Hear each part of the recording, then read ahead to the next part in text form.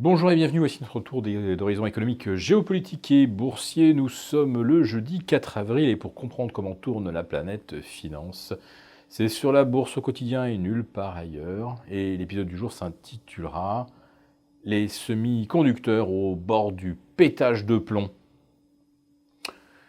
Les performances sont proprement stratosphériques depuis le 1er janvier. Nous allons y revenir dans quelques instants. Je vais d'abord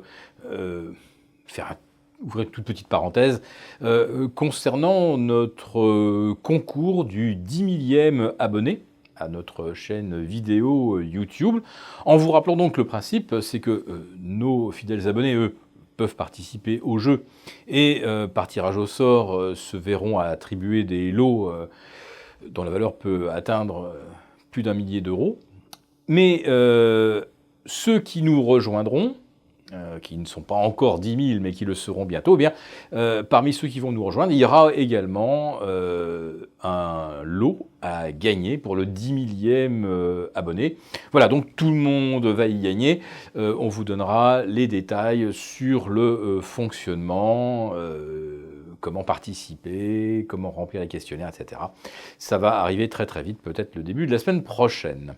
Mais bon, on va d'abord vous parler de cette semaine qui est en train de se terminer et qui est placée véritablement sous le signe des semi-conducteurs, puisqu'on a eu encore hier des performances stratosphériques. Le compartiment a gagné 2,5%, et encore, ce n'est qu'une moyenne, parce que si vous prenez le titre AMD, il a gagné jusqu'à plus 10% en séance.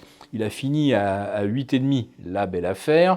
Depuis le début de l'année, il est à plus de 60% de hausse et on est pratiquement à 80% de hausse depuis le 27 décembre dernier. C'est absolument phénoménal. Et l'indice SOX des semi-conducteurs, vous pouvez également y jeter un œil, parce que là, c'est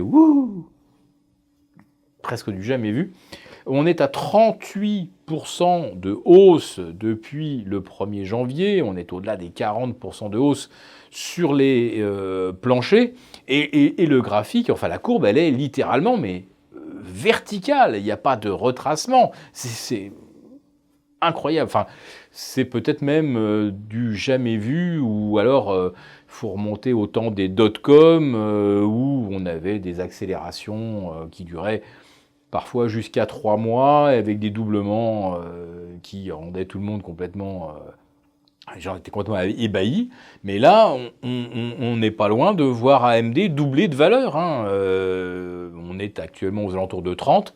Si on atteint les 32,50 $, on aura doublé sur les plus bas. En l'espace de combien? De 65 ou 70 séances. C'était des performances absolument invraisemblables. Surtout quand on connaît les fondamentaux, les derniers chiffres parus, et qui font état alors d'un ralentissement de l'activité manufacturière, d'un ralentissement des dépenses des ménages, ralentissement des créations d'emplois. Hier, on le voit avec ADP, avec un chiffre de 125 000, très éloigné des 170 qu'on espérait. On a en Europe des ISM qui sont tous, là aussi, qui témoignent d'un coup de frein conjoncturel terrible. Et vous avez des actions revenues à leur plus haut historique, plus haut qu'on justifiait donc à l'automne dernier ou fin septembre, qu'on justifiait justement parce que à l'époque, on n'anticipait pas du tout le ralentissement. Au contraire, on se disait, ah bah si les banques centrales resserrent encore le loyer de l'argent, bah, c'est que c'est bon signe. C'est qu'elles anticipent que 2019 sera au moins aussi dynamique que 2018, c'est-à-dire croissance comprise entre 2,5 et 3% aux États-Unis, au moins 1,7 à 1,8 en Europe. On ne sera même pas à la moitié en 2019. Mais regardez où sont perchées aujourd'hui les valeurs technologiques, les semi-conducteurs, ou en France, nos GAFA du luxe, à savoir LVMH, première capitalisation, Kering, Hermès, L'Oréal, on peut même rajouter même Pernod Ricard dans les spiritueux haut de gamme. Enfin, c'est proprement étourdissant.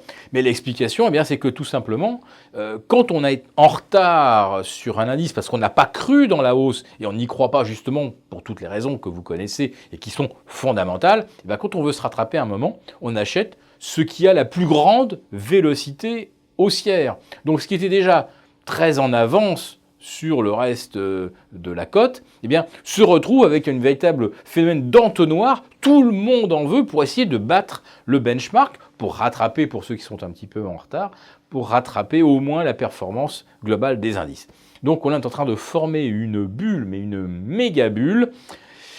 Et en ce qui concerne les bulles, eh bien, je vous rappelle donc que pour le 10 millième, 1 plus 4 bulles, nous allons bientôt vous dévoiler les modalités du concours. Vous allez avoir pas mal de très beaux lots à gagner.